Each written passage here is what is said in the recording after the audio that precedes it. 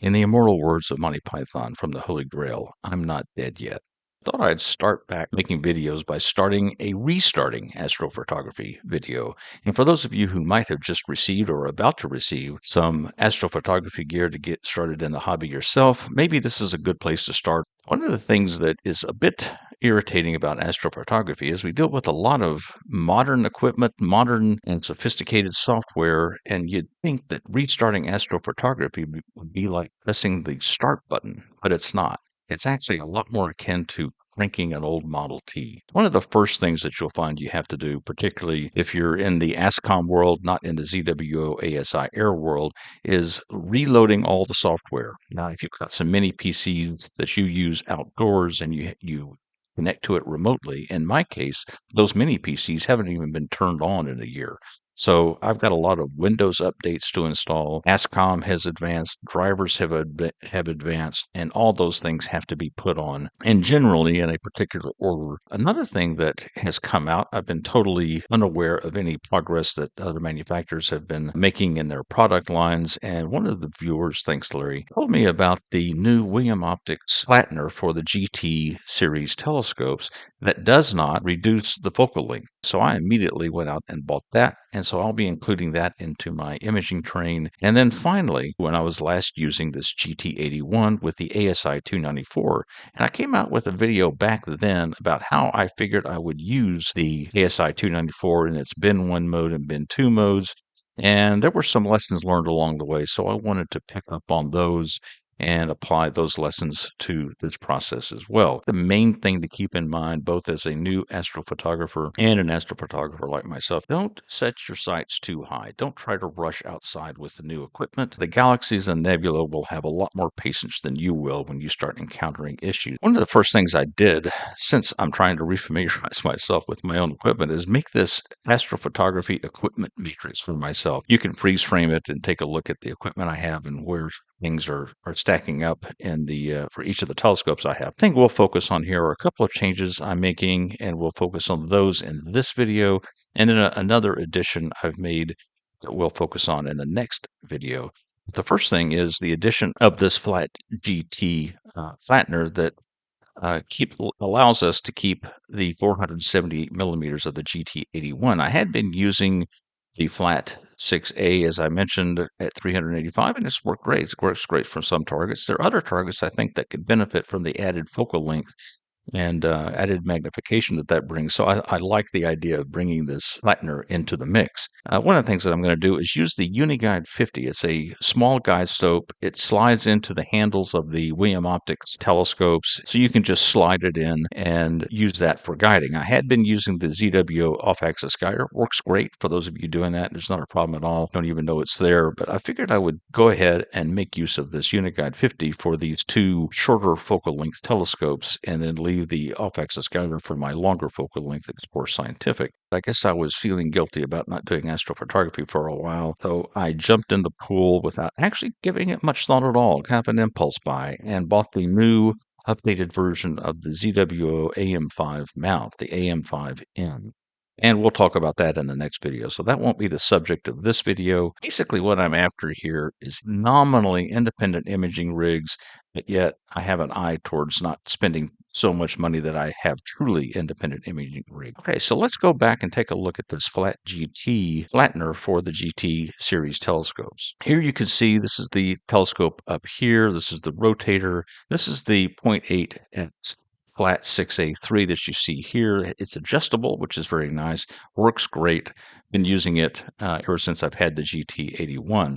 This is the flat GT that allows us to keep the 478 millimeters. Now, one of the things that happened in the early days, and I kind of got in on the boundary between the shift in philosophy, I guess, but I think when the flattener was first sent out, it was sent out without this 30.85 millimeter extender tube, and it was just sent out with the flattener. And then there is, so you can't see it here, there's a 1.6 millimeter spacer that's put on here. We'll get to that in just a second.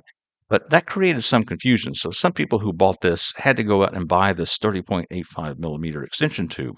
When I chose to purchase this, it had already said on the website that the extension tube was included. And in fact, when I got my Flattener, it was not included. And so I emailed Gina Astro, and as many of you know, when you do that, you get immediate replies. They told me the whole story about how this is a bit of a confusion between William Optics.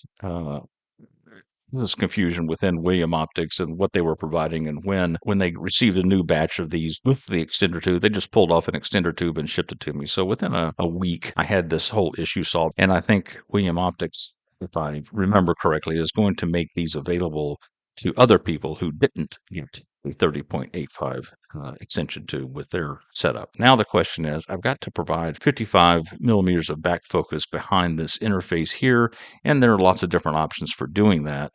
If you look at my setup, I've got a camera. The sensor is at 6.5 millimeters behind the face of the camera. Then there's a 20 millimeters for a filter wheel. You lose 0.67 millimeters with refraction through the glass of the filters. In this particular configuration, I don't need a thin spacer here. I have the 11.55 millimeter adapter that I got out of my Celestron off-axis guider package.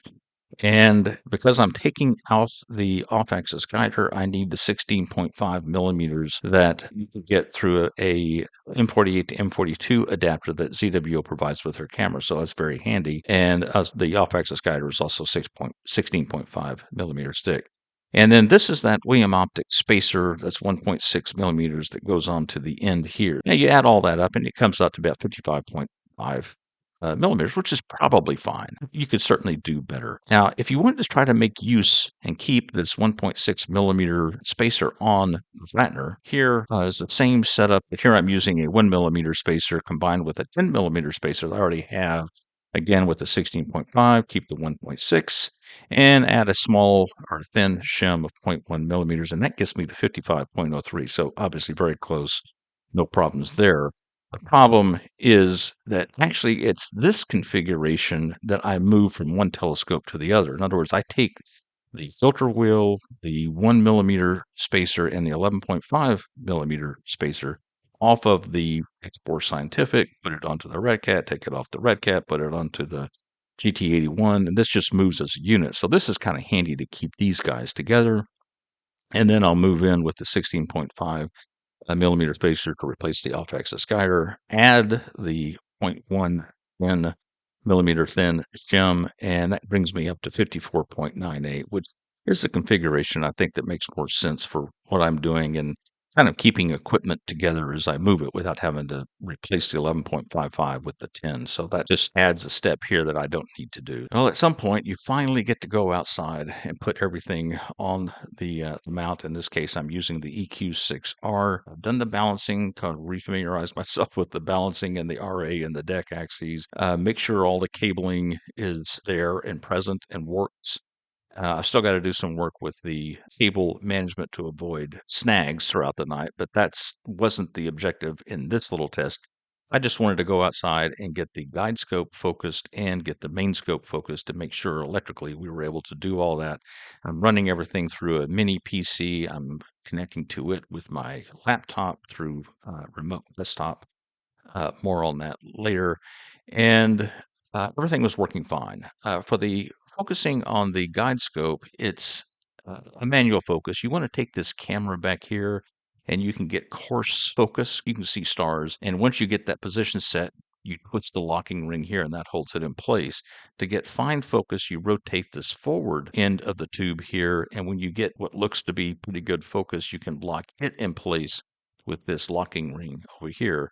And this is a picture through PhD, and you can see there are some stars here. I'm kind of pointed more or less at Polaris. That's focused on the main scope front. That's where a lot of changes have to happen because right now this camera is positioned for a focal length of 385 millimeters. We're going all the way back to 478 millimeters. So there's going to be a bit of a shift here. And when you start out with something like that, and this is, I've already made some adjustments by this time, it's just a big, round, faint blob for one star that might be in the field of view at the time.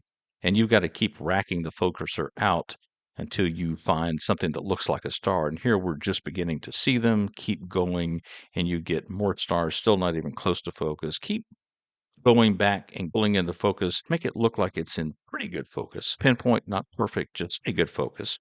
And then you can turn things over to the auto-focusing algorithm. I use Nina and Hocus Focus, and so I just let it run a focus routine Happily, everything turned out well and it got into focus with the new flattener. So this is all that I wanted to achieve on this particular night. I wasn't going to do any tracking, wasn't going to do any imaging. Clouds were going to come in. I just wanted to get out under some dark skies and take the first step into making sure I had the both of these scopes in focus and everything worked out well. So that was a big success. Now let's look at the 294. It's a win some, learn some kind of thing with the 294. I first started out taking a look at the specs when the 294 first came out. I believe there was only the bin 2 mode available, and then later ZWO changed the circuitry and unlocked the bin 1 mode for the mono camera. So that allowed you access to individual pixels that are 2.315 micrometers in size, and that's provides pretty good detail, and it's a pretty good feature now of this camera with the unlocked bin 1 mode and the bin 2 mode, because there's reasons for using both of these. And I did a video on this back in the place, so I'll just kind of repeat the thought process here, and then I'll show you what went wrong with that. This is the bin 1 mode and the specs, the gain, electron volts per ADU, and read noise, electron volts RMS. The nice thing about the bin 1 mode, and there's two things that I'm thinking about here. I don't want a lot of files. I don't want a lot of large files. So I'm trying to keep the file size down, both in terms of the individual file and in terms of the number of files I have, because that just takes up more time during the post-processing of the images. So I think of these large file sizes as a something to be minimized if I can. But I also want to take advantage of the bin 1 mode small pixels. It's good detail, works well with these shorter focal length telescopes. So I want to take advantage of that where detail is coming in from our targets that we're imaging. And of course, in the RGB space, if you're imaging a galaxy or a galaxy cluster, Andromeda, M33 work well with this scope. The luminance filter is what you would use to get most of the detail out of that image. I figured I would use, with the luminance filter, I would use a gain of 0, which exposes me to more read noise. But I use a gain of 0 because that allows me to use a larger or longer exposure time for this filter, which in turn keeps the number of images down as I'm collecting data. Also, with taking an image with a longer exposure time is a way of handling read noise. Read noise is a larger proportion of the overall image for shorter exposures, and so you can minimize the effect of read noise by having a longer exposure time, and I get a longer exposure time and more read noise at a gain of 0. Now, in hydrogen alpha, it's a little bit of a different game here. I've been using a gain of 100, and it doesn't matter. I'm just trying to get enough help from the gain so that I can use a shorter exposure time for hydrogen alpha. I use about a 600-second exposure at a gain of 100. I could go back to a lower gain if I wanted to and use a longer exposure time. The problem is that I live under the Dallas-Fort Worth Airport landing pattern. And if you take long exposures, then there's a risk that I'm going to have some 737 flying through my field of view. And while you can get rid of satellite trails, getting rid of a 737 airport landing lights is a different matter. And you have to throw those exposures out. So this is a good reason to kind of keep exposure time managed on the shorter side for hydrogen alpha. So could use a gain of 108, which is the unity gain where you get 1 electron volt per 1 ADU. There's nothing magical about this number. In other words, your images aren't better if you're using 108 versus 120 versus 100. Anything in here is fine. Obviously, based on this curve, the more you go out and gain, the lower the read noise is. Where I came into a little bit of an issue was in the bin 2 mode, where one of the nice features is if you're just going for the color, we can keep our file sizes down using the bin 2 mode. A nice feature of the bin 2 mode is this high conversion gain that occurs at a gain of 120, where read noise, which is very high, relatively speaking, at a gain of 0, just drops significantly down to below 2 electron volt RMS at gain 120. And you can see here I'm just below 2 with my HA in bin 1 mode. So if I go here, I'm also just below 2 electron volt RMS here with gain 2 in the bin 2 mode. I decided that I would go ahead and take my chances with this read noise, this high read noise at gain 0 in the bin 2 mode. And that would allow me to take exposures that are 100 seconds long without blowing out stars, for example. With the S2 and the O3, it's a pretty obvious sell. I can use the high conversion gain at gain 120. I think I've been using 122 just to make sure I was over this hump. And those worked out fine. Where I came into a problem, as we'll see in a minute, the read noise really kicked my butt here. And so I think my plan for dealing with read noise versus exposure time versus detail versus color, that plan needs to be revised for 2025. And so that's one of the things that we'll look at. So this is what I had my basic plan from 2022 for galaxy targets, mostly RGB. This is the bin 2 plan for the RGB, just getting color, getting a decent exposure time, using a zero for gain. And then for emission nebula over here, I don't need luminance, but I do get the detail from the hydrogen alpha, which is here. And then I do get RGB stars, which I then put into the image after I take out the SHO stars. And I'm actually pretty happy with the imaging results that I'm getting with this set of exposures and use of the bin modes. I'll take the bin 2 data from my S2 and O3 filters and then use the Fix Insight resample function to bring those up to the bin 1 mode and then combine that with my bin 1 HA data that also has the detail in it. No concerns with what I'm doing here. Different story on the case of the RGB targets. And here we have M33. Side note, M33 is a pain in the neck. It's a big galaxy. It's close to us. Awesome target, but it's just this fluffy looking thing that doesn't have much structure to it. So it's one of these targets that I'm always going back to, trying to do a better job. In fact, this is my third time to do this target with, in this case, the GT81. But the thing I noticed in the RGB images, the stacked images, I was getting something that looked like this mottled appearance that you see here. Now, I know a lot of you are going to look at it and say, well, you're just not dithering. And no, I'm not dithering. But if you look at the scale of this noise, you can see that it's on the order of 1.6 arc minutes by 3.6 arc. This is not walking noise. It is not something to be solved by dithering. This is a noise that's different from that. After all, if it were a dithering issue, I would see the same results in my luminance filter and my HA filter, and I'm not. I'm only seeing it in the bin 2 mode gain 0 data that I was collecting with this target. And so I concluded that, in fact, what I'm getting here is all read noise from this bin 2 mode. Going forward, I'll be using bin 1 mode at gain 0 and the same exposure time. Bin 1 mode means my images are going to be 4 times as large, but I can still use the longer exposure. Now, the other option is to use the bin 2 mode, but use a gain of 120 to take advantage of the lower read noise that the high conversion gain gives you. But if I do that, then I've got to reduce the exposure time to 25 seconds, about a fourth. So I end up with the same amount of data. It's either 4 of the bin 2 images or 1 of the bin 1 images. Given that, I'll just stick with the bin 1 mode here and pull in the detail with the red, green, and blue, and then perhaps can make a super luminance image that will give me a little more detail beyond what I will get mostly from the luminance. All right, so I'm back in the game now. Restarted astrophotography. I know, and those of you who are just about to start astrophotography will soon learn, you need to set low expectations for progress. I know if you get a lot of equipment, like it's a gift, and you just want to run out that night, plug it in, and start taking pictures, it may not go well, and you may find yourself to be extremely frustrated. If you're not using the ZWO ASI Air, there's a lot of software that you got to get to work together. And one of the most frustrating things you'll find if you're working in the Windows PC universe, Windows updates are an absolute pain. That is a huge problem. And there just doesn't seem to be an effective way to turn those off permanently for your mini PCs that you might have outside. In terms of updating and installing software, certainly for me, the mini PCs have been off for a year, so I've got a lot of Windows updates to put in. Get those Windows updates, there may be several iterations of that. Make the computer happy as it can be, and then proceed with the others. Start with ASCOM, go to it. That software, load, install it first. Then get your equipment drivers for your cameras. PhD2 will use ASCOM and those drivers.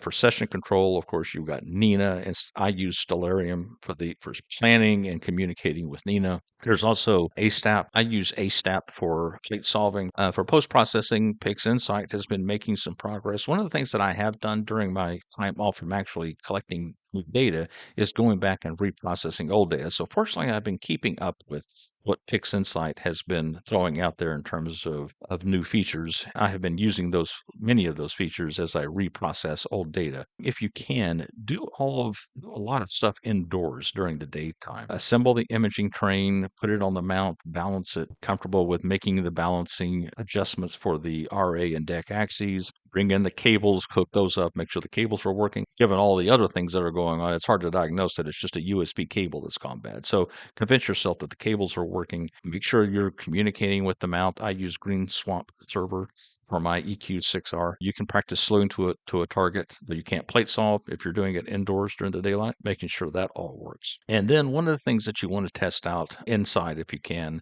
is to make sure you like what happens when you press park. The ASCOM version of park is counterweights. A counterweight bar is horizontal and the scope is pointed down to the ground. It makes sense. You're less exposed, the glass is not exposed to the cool air and won't collect dew as easily when it's facing down at the ground. The problem is you better have thought through this cable snag issue because when you see your mount tilted over 90 degrees and the scope rotated 90 degrees, pointing at the ground, those cables are getting stretched in orientations that you probably would not normally think of when the mount is just sitting in the counterweight down scope pointed to the pole configuration. And then finally, after you've done all that, go outside when it's dark so that you can see some stars. Practice with your polar alignment. I did the focusing thing, so I've done that. That works well. And plate solving. I can and did demonstrate that I could plate solve an image. If you can't do these three things, nothing good's going to happen with an imaging session.